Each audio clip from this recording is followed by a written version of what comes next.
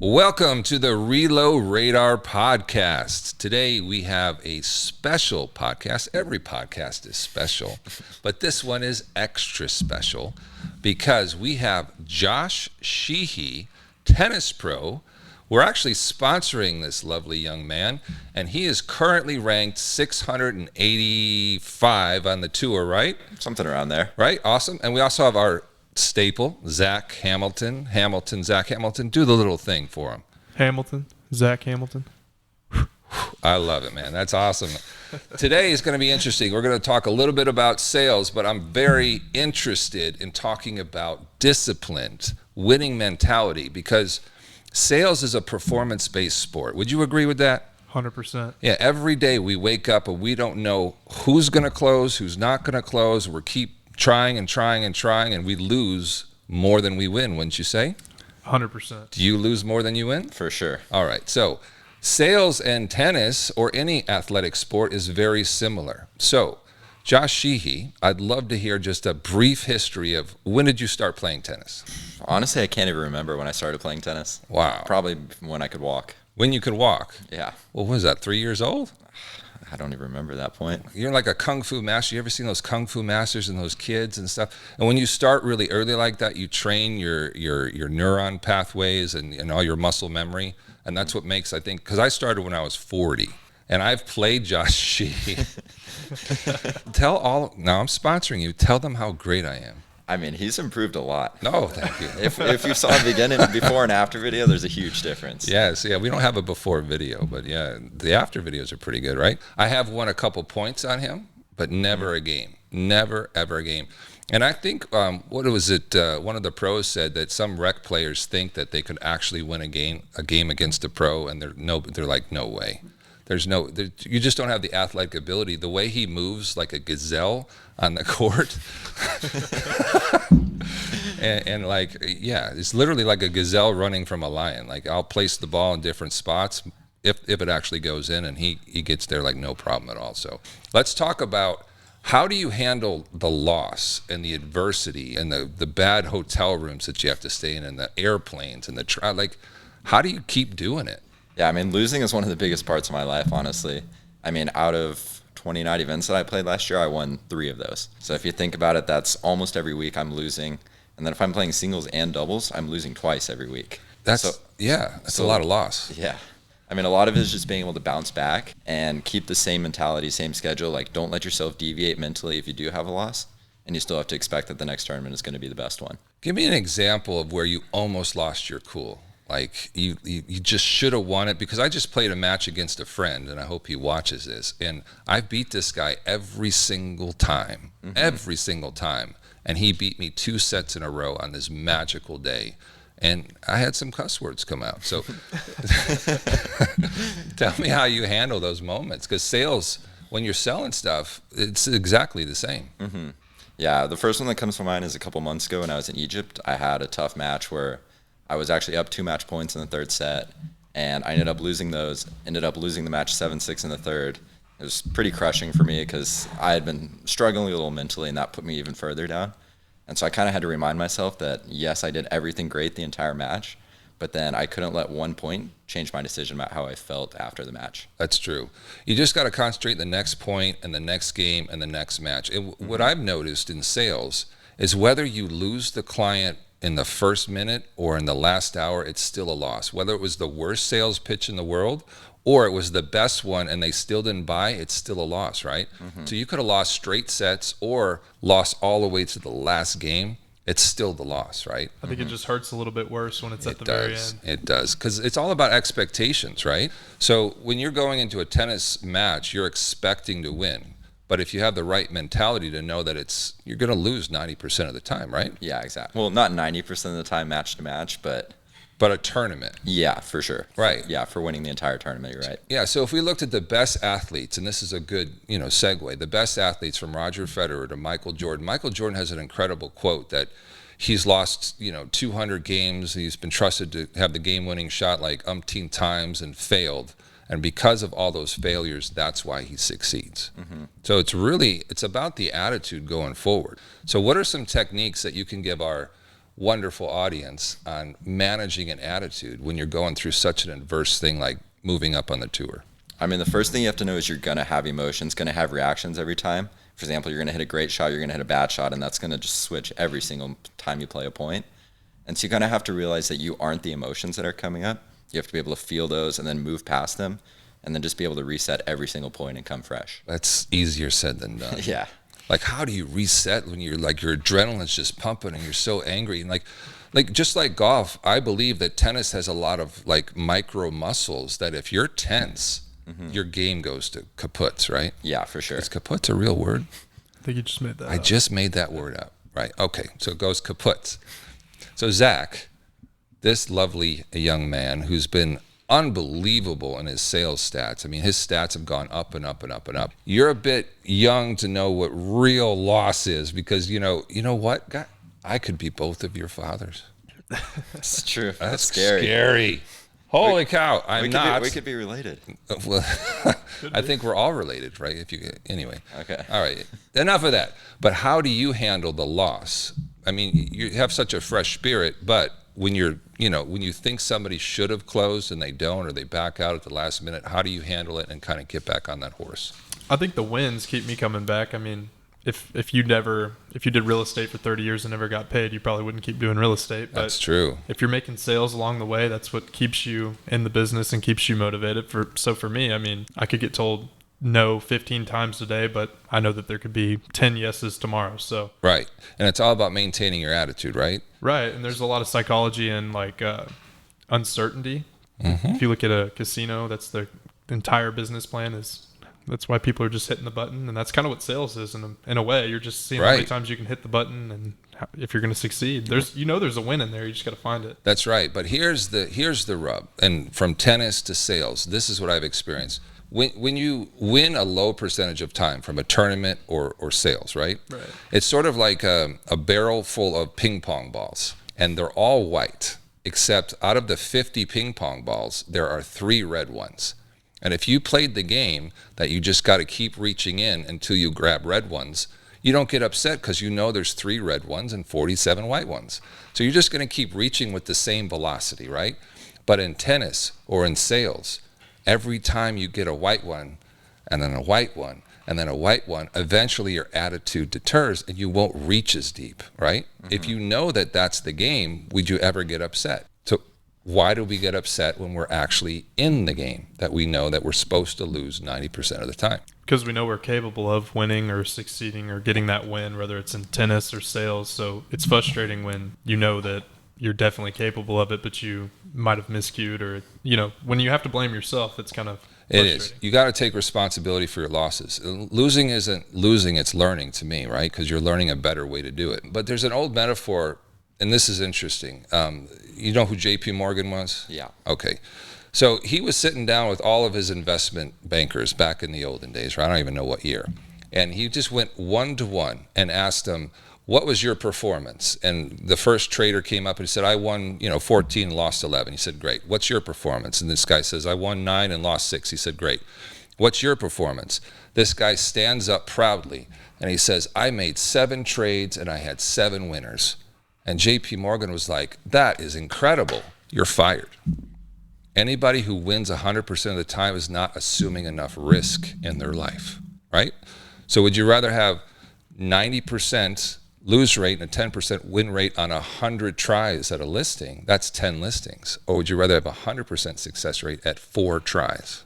Yeah, that's obvious, right? Right. We want the more tries. So when you're in a performance-based sport, you have to have the trials to have the true stat. And if you start to play defensive, like I'm scared to talk to this guy, I'm scared to talk to this guy, the true stat won't come up and you're actually costing yourself money. So if Mr. Sheehy here didn't go to all these tournaments and all these trials, he may win 1 out of 2 tournaments, but now he has so many more wins because he kept trying and kept his attitude, right? Exactly. That's awesome. So Zac, tell us a little bit about your journey with Relo Radar so far. Start to finish? Well, let's keep a Reader's Digest version, which you guys don't know what that means. Do you know what Reader's Digest was? No, I do. I don't. You do? Yeah, my grandma used to read it. Your mom. All right. So, Zac, tell us a brief 20 seconds or less of your history with Relo Radar. I've been here for 2-3 months now, somewhere That's in it? that time period. I've been getting a lot of value out of Jason and Leanne and everybody here. They've helped me out a lot and just bettering myself as a salesperson, my personal real estate business. It's been probably the biggest decision I've made for 24 that's going to better myself as a man and for my business. That's incredible. I'll pay you later for that. Thank you. Yeah, no problem. Now, what is the one thing? There's always one thing that just completely shocked you about your journey at Relo Radar. One thing? One. Probably the USP. That's probably been like the biggest bam tomorrow. I can go leave here today and use that and it's going to work. You know what? Mr. Sheehy doesn't know what USP means, does he? I do. You do? Oh, he knows it. Unique selling proposition. Oh my goodness, our videos are working. That is a shock. So, All right, I got a question for yeah, him. go ahead. What makes you unique as far as a tennis player? What's your USP for tennis? Yeah, imagine you're with Nike, you're in a meeting, right? And you have 2 minutes to say why should they sponsor you versus all of these other tennis players. I mean, for the tough part is that's going to come down to ranking more than anything. But I would say that mentally I'm able to bounce back well from challenges and keep trying over and over and over and not be deterred by the adversity. And I'm willing to give up a lot of other things in life that maybe other people wouldn't to reach a goal at the end. And I think that's on theme for Just Do It. See? Yeah, That's good. people like my laugh, All right, anyway. He's funny today, folks. He is, well, I'm always funny, but today is extra funny. See? Just saying now it's funny. Stop laughing. All right. Okay, Mr. Sheehy, you know what USP is, right? Yes. Tell me what Relo Radar does, because I haven't talked to you much about the theories, but you've been watching the videos. Let's see if our videos are working. What is Relo Radar and what does it do? Relo Radar helps you to refine your home search by finding homes that maybe aren't on the market yet or people don't know for sure that they want to sell. And it'll do that by using AI to generate, what's the right word for this? This is where you come in. Off market? Yeah, off-market homes. Yes. And it'll start sending you recommendations based on your past searches to refine what you're looking for. Wow. That was a good commercial. That was pretty good. That's better than some of the agents that I know that I've hired for months and don't know that. So that's really good. That's really good. So why would that be important from a consumer point of view? Like, you're not into real estate yet, but why would that be important? I mean, for what I'm thinking is maybe you go on Zillow or another home search site and you don't necessarily see what exactly you're looking for. And then also from the seller side, it could be that they don't know how much money or something they could be getting from a house. Yep. And so it could incentivize them to sell quicker if they know there's already someone out there looking for what they want. That's exactly right. It's the most powerful USP in real estate is finding future home sellers. We're Nostradamus, psychics, whatever you want to call it, whatever you think predicting the future. And my favorite saying is on Wall Street, inside information you go to jail for. In real estate, you get applauded. Yay, Zach, good for you. Good boy. Yeah, so every single month, a new set of signs appear in a neighborhood, right? And then the old signs sell off, and then the new signs and the new houses. But what we found at Relo Radar is selling a house is not impulsive. They don't just wake up and say, I'm going to Costco and buying some eggs, I'm going to sell my house as well. They think about it for months. And what's so cool is we get to them when it's a thought in their head instead of a sign in the yard. So imagine you're making the biggest purchase ever in the next 7 years. You're buying a house. You need confidence that the house you're making an offer on, there was no other houses coming to market next month in the same neighborhood. It's so dangerous because your family's going to grow up there. You're going to walk through that door every single day. And if it's not exactly what you wanted, you won't be able to live with yourself. So every other agent is operating on the surface. We're like an iceberg.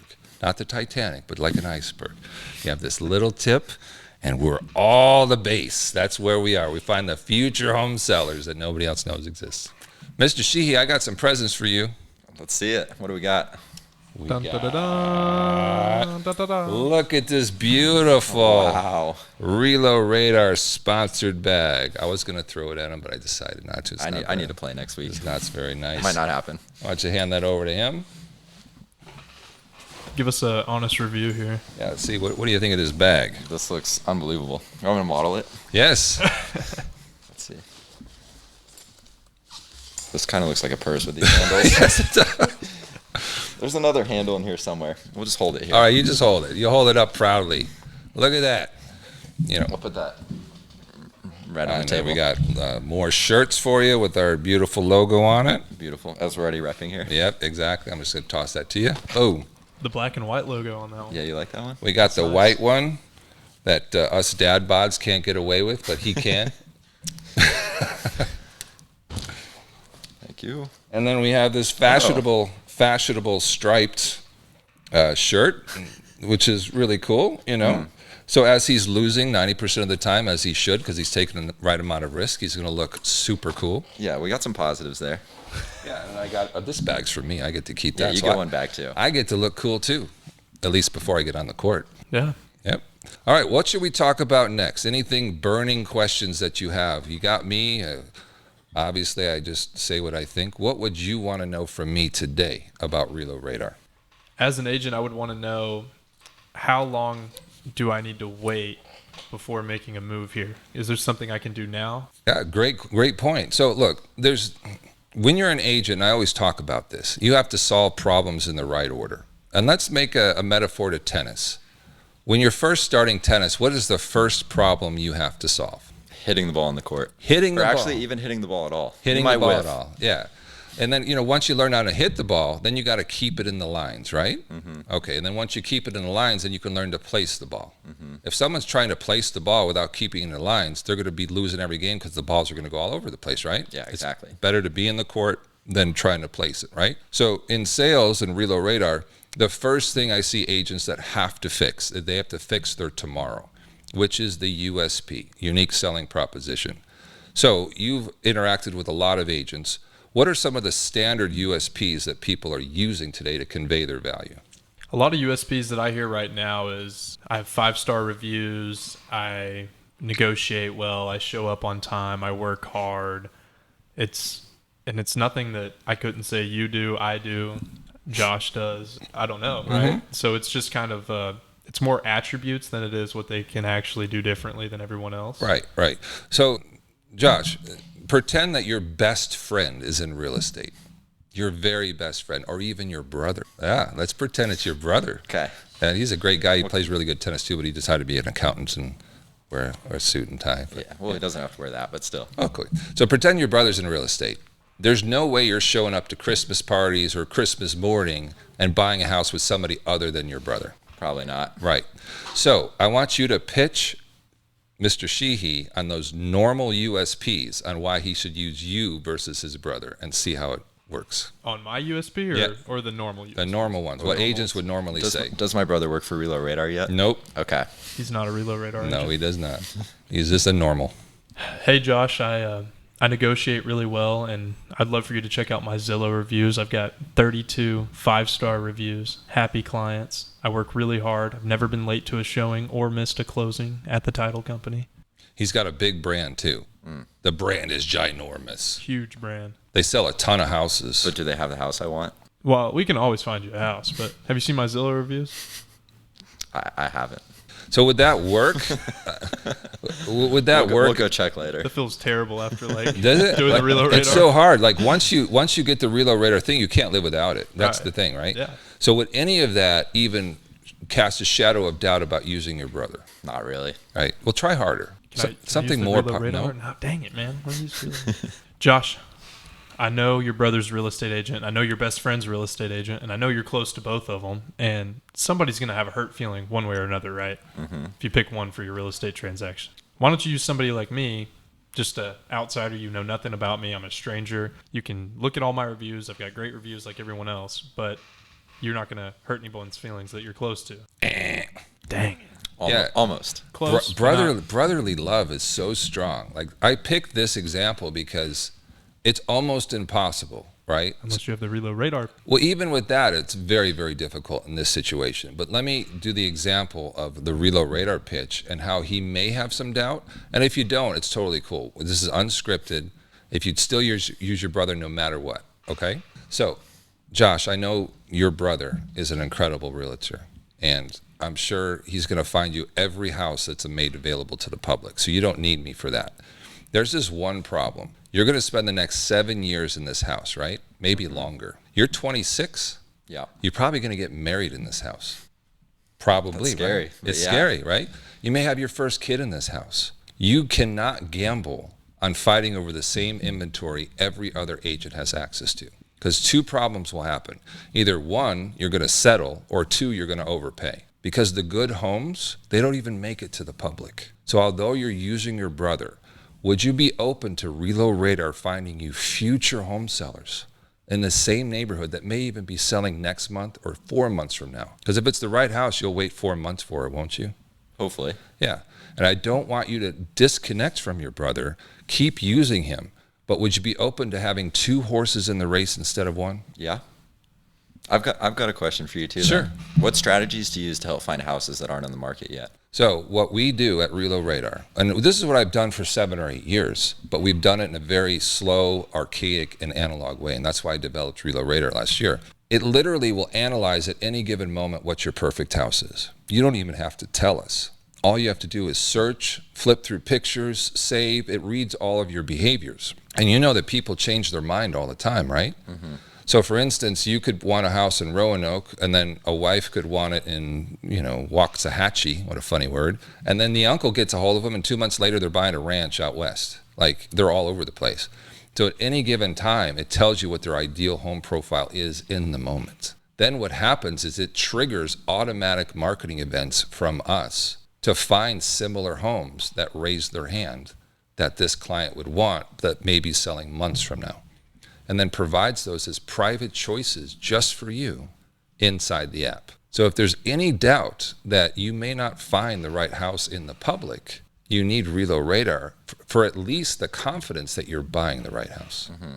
Make a difference? Yeah, huge difference there. Right. So even with a strong brotherly love, there's a doubt or a value or a USP there that would at least get my foot in the door in one of the most difficult situations possible. Mm-hmm. And then imagine I find that future home seller.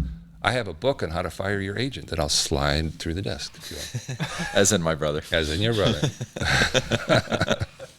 I'm good. But anyway, we are so proud of you from Relo Radar. We're so proud to be your sponsor, and we hope you get to the top 100, maybe the top 10, and then I can hang out maybe at the U.S. Open. That would be kind of cool. Yeah, that'd be awesome. Because I know you're a loyal guy. You're not going to forget about me and drop me for Nike. Not if I'm wearing the clothes every day. Exactly. But yeah, we really appreciate your hard work, and it's an inspiration to have you and just see your journey and just be part of this team. And Zac, incredible start to Relo Radar. I mean, you're recruiting all sorts of agents. What are agents saying, by the way? As far as when they see the technology or just meet us? Just what's like the theme of like, what are they saying when you introduce them to Relo Radar? They're usually pretty blown away. At first, they're kind of skeptical. Sure. Like, there's no way y'all are doing all that. But when they get their eyes on it and see it, they're pretty amazed, and they're sometimes trying to come over the exact same day. Yeah, it's amazing, right? We haven't even launched the tech. The tech's going to launch in a week or two, and we've already have people who are ready before it's even joined. We're literally selling the invisible. They're literally just trusting us that it's going to work. Right. Yeah, but we have an incredible CTO. But I won't even get into that.